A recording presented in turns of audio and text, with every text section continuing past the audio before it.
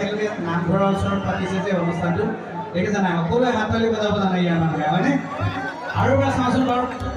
দুগৰাকীমান বাইদেৱে বজোৱা নাই কিন্তু আৰু এইফালে ডেকা ল'ৰা কেইটামানে বজোৱা নাই বজাই দিলে মই গান গাব পাৰোঁ আকৌ এবাৰ চাওঁ